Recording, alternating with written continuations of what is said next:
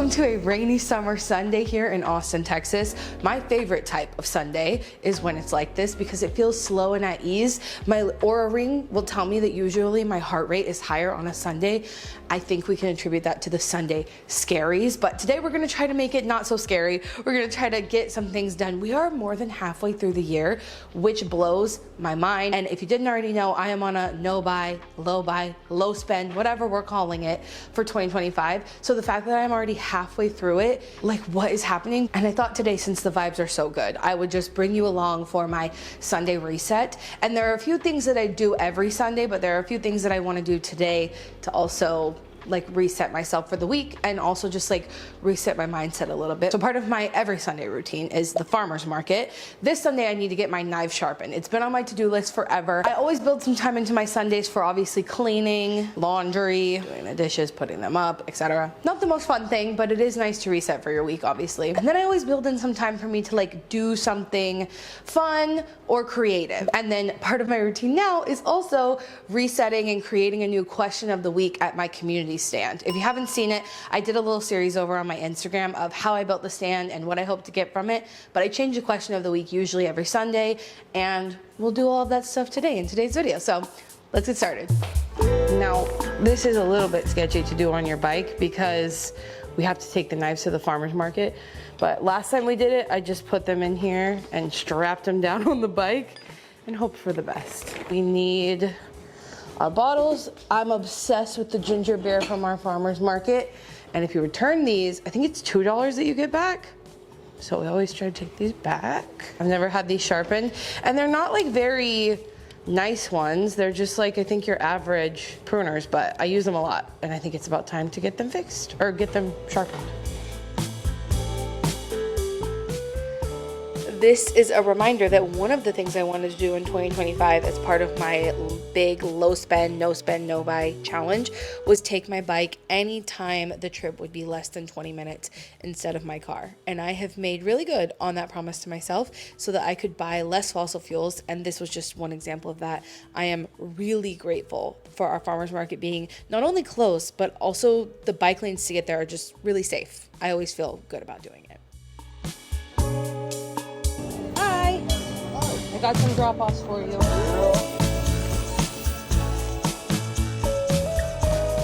Okay, cool. Thank you. So I try to get our knives sharpened around twice a year, and that is because when I bought these knives, they were an investment purchase, okay? I was really putting quality over quantity to the test, and I do think that buying less things and properly maintaining and properly repairing your things over time saves you money. This is just one example of how that works really well in my life. Home from the farmer's market, and I want to do a little haul for you. We didn't get too much, except we got a lot of basil, which means pesto is in the works this week, and lots of pasta because I love to put fresh basil on top of my pasta. I got a lemonade at our farmer's market. They make fresh lemonade and it's so good. I want to reuse this container to make quick cucumber salads this week. We got 2 ginger beers. One is watermelon, one is peach. We got carrots. There's nothing better than a farmer's market carrot. 2 onions, and then the lady at the booth where I bought the carrots gave me this free little bundle of cilantro. I think because I had good vibes, and also she probably liked my hat.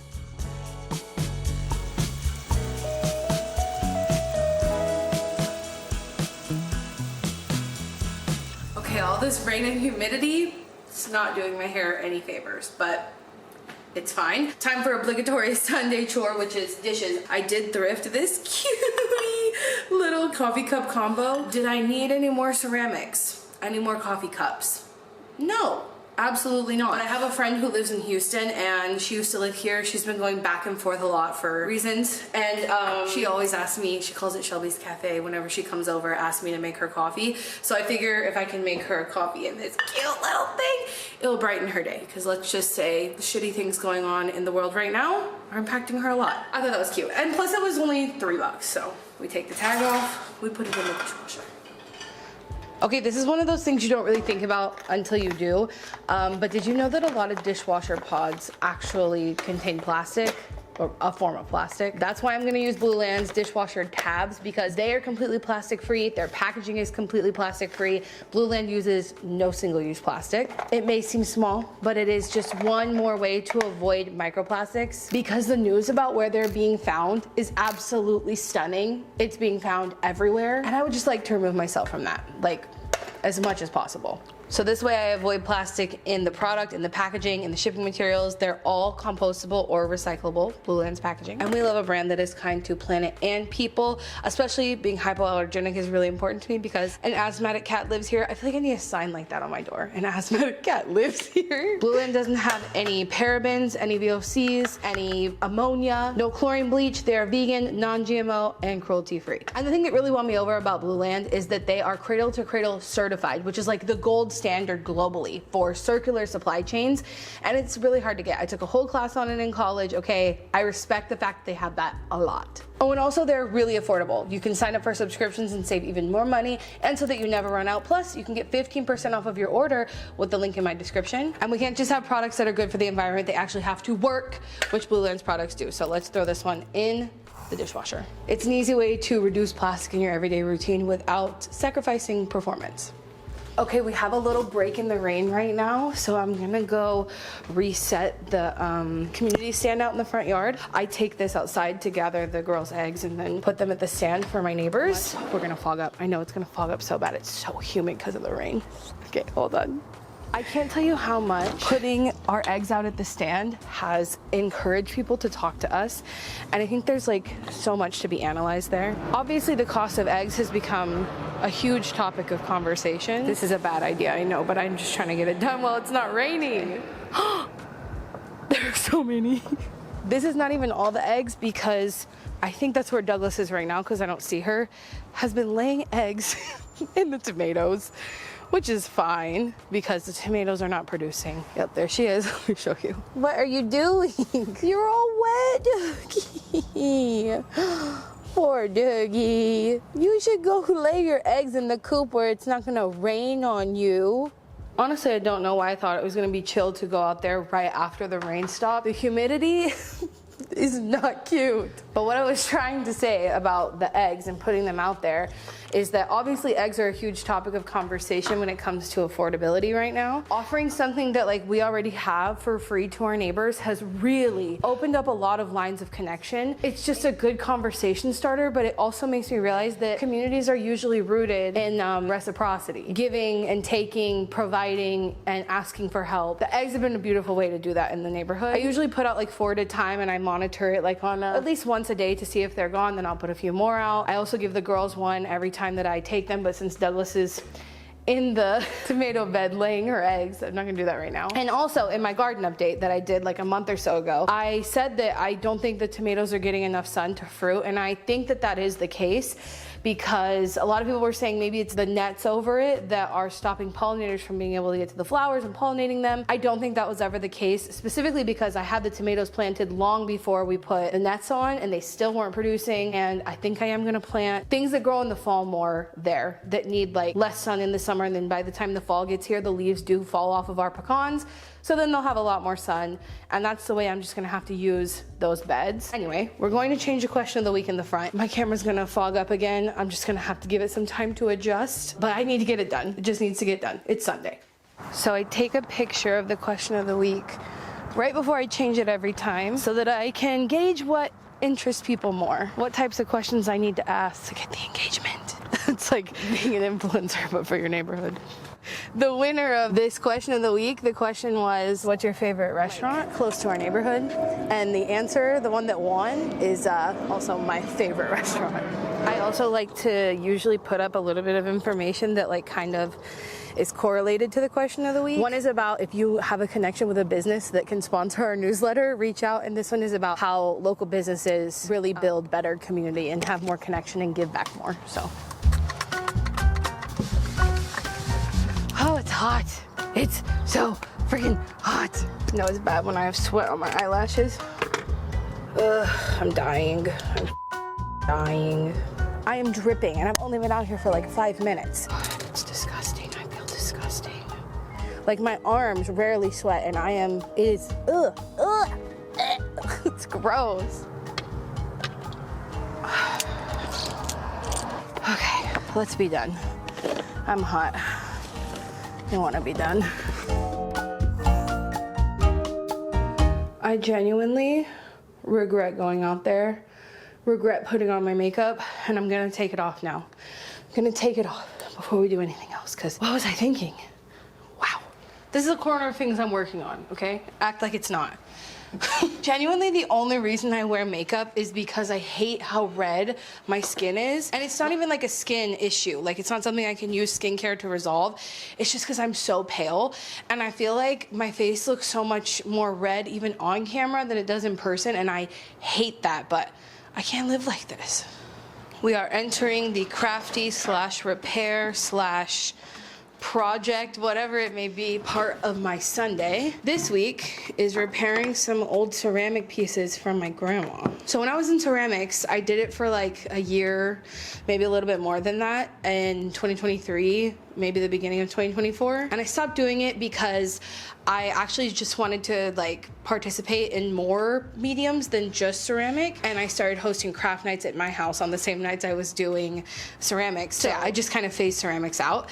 And while I was doing it, I really wanted to recreate this butterfly that my grandma had in her house, because my grandma passed when I was like, I think not even in college yet. I'm pretty sure I was still in high school.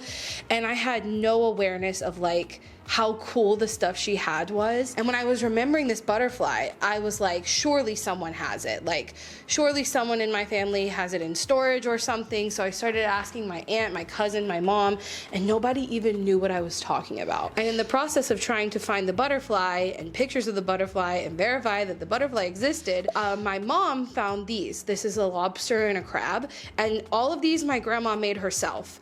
Tell me why the only ones they kept were the crab and the lobster, which are like not my vibe, whereas this one with a toad sitting under a mushroom is nowhere to be found. Neither is the other mushroom or the butterfly. But regardless, I think that if I don't repair these, no one else in my family would, and then these would even be gone.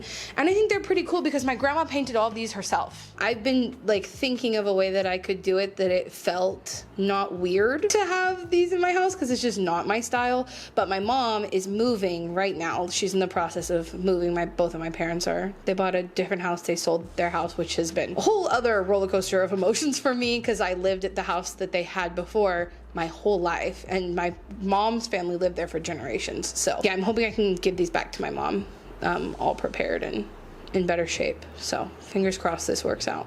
The word influencer gets thrown around a lot. You know, it has a lot of negative connotations, but I'm trying to figure out how I can be your influence to do the same thing, to fix, to repair, to upcycle your stuff. So I need you to let me know in the comments what is on your to-do list of things that you need to do that to, and also what can I do to influence you to do it with me? What's it gonna take? I'm trying to be that influence on you.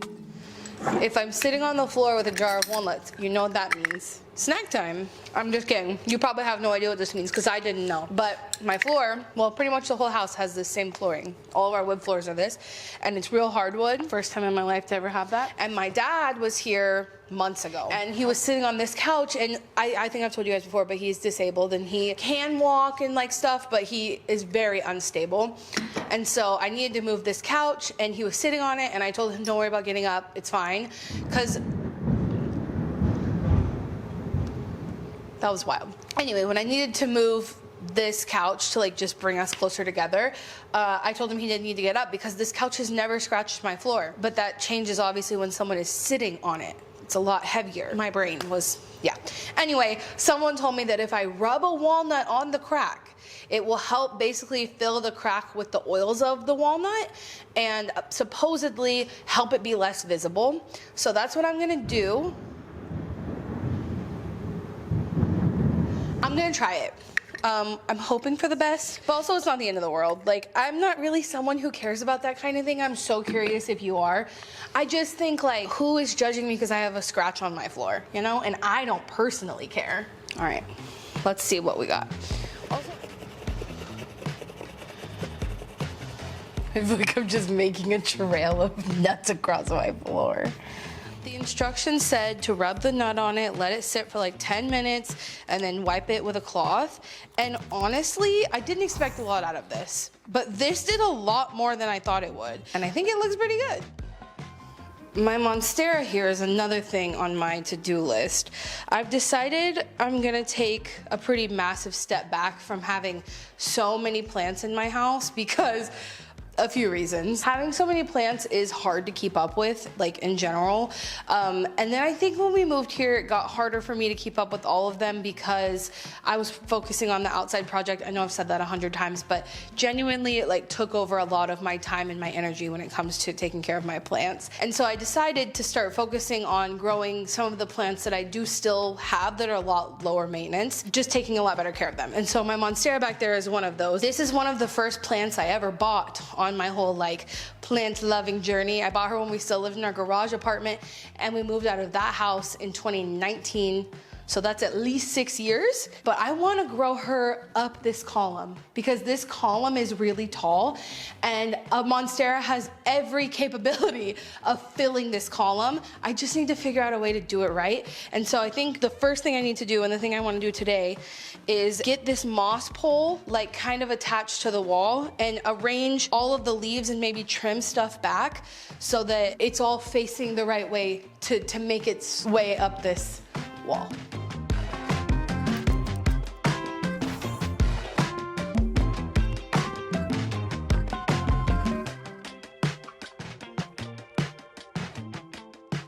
Okay, I know it doesn't look perfect, but I do think that it's starting to look like something that could turn into what I want it to be. It hasn't been properly trained up this moss pole ever, really, but I think that this is a really good solution for long term. I'm gonna give it a couple weeks and see how the leaves change, and if I need to trim anything else. For now, I'm happy with it. And also cut off a bunch of these. Some of these could be turned into new plants. Some of these are just leaves. We'll see.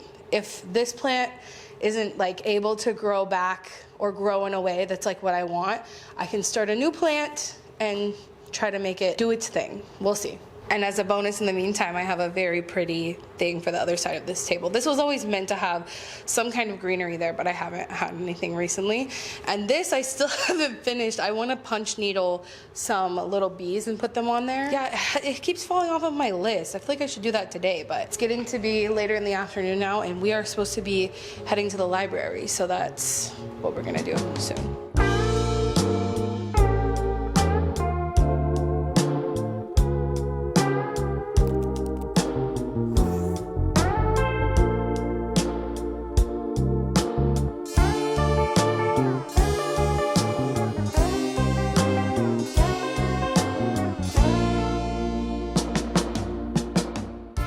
So I realized it felt a little weird to spend a rainy Sunday with me in Central Texas and not talk about the recent floods that happened not far from here in the hill country. I would say Kerr County is about an hour from here, maybe an hour and a half. If you haven't heard about the floods, we get flash floods sometimes in Central Texas, but this one wasn't particularly bad because it happened in the middle of the night. And there's a lot of talk out there, like kind of making this issue political, and like everything is political, okay?